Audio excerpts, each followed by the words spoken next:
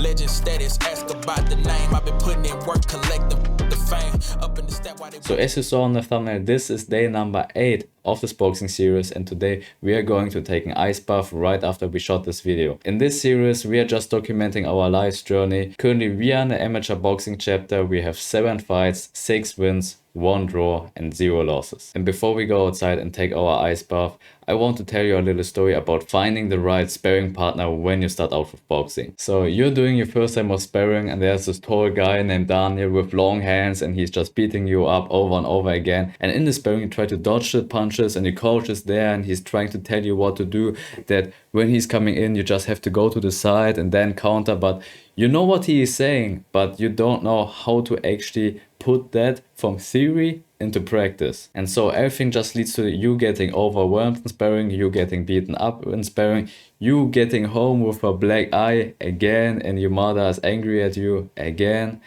And then you're probably just doubting yourself. If I'm doing the right thing, what am I doing wrong? What should I do better? And from there on, you just lose confidence. Every time you go into sparring, you just not very confident in what you're doing. You're always hesitant. You're always putting your guard up like this, but you're never really punching back.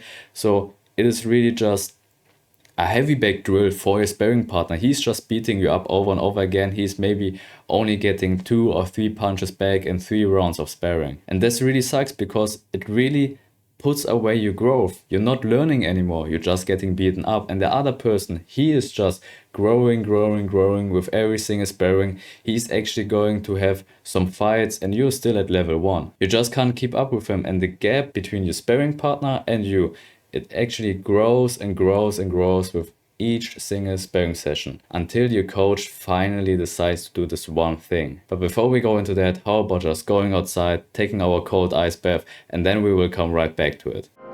Yeah, legend status, ask about the name. I've been putting in work, collecting the fame. Up in the stat while they watching the 10 in the game. Either do in it or just a critic, man, we ain't the same. I'm focused on making this history into my top 5. List is listing me. I never got an L on pass, this ain't no breeze. I had to make the workout last, the bill of steam is different degrees. And know I do this here with the ease, it never been easy. Slim, just keep one up the sleeve. I saw a few that had the passion succumb to the greed, but I keep forward here, the goal is near the song. It's more for ears that know what's still to come. I walked inside the fire, no weapon form. Then looked inside the eye, withstood the storm, but I know temptation waits for years. So as I said, you're just getting beaten up in sparring over and over and over again. The gap between your sparring partner and you is actually growing with each sparring session.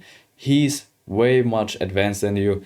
You can't keep up, you're still at the bottom, you're still at level 1. Your coach sees that and he puts you together with someone of the kids.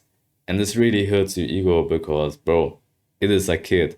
You're about, I think, 16 years old or 17 years old, and you get a sparring partner who is just 4 years or 3 years younger than you.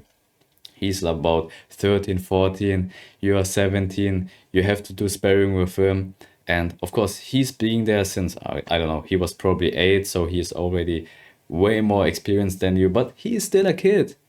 And you're just punching kids and you getting punched by kids, and it really hurts your ego. But in the end, it was probably the best decision for your coach to make, because the kid is obviously way more experienced than you, but he's also lighter than you. So when you're getting punchier, you know, oh, okay, I have to pull my arm up like this, and then I have to keep up my arm like this. So this kid is letting you know where your guard is lacking, and you're also getting experience. It puts pressure off you.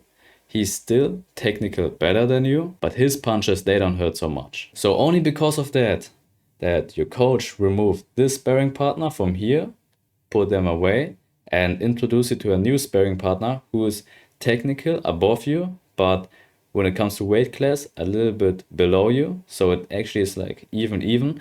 And only because of that, you can actually gain confidence. So you know what you're doing. You're getting better in technical skills. And the other guy who has to fight a way taller and also heavier fighter, he's also getting better in doing that. And then you two start to grow with each sparring session. And only because of that, you actually make progress faster. So finding the right sparring partner is super important to grow your skill and your confidence. So if you find yourself in this situation, talk with your coach. Tell him that you need a sparring partner who is actually on your level, so you can still grow together, make progress faster.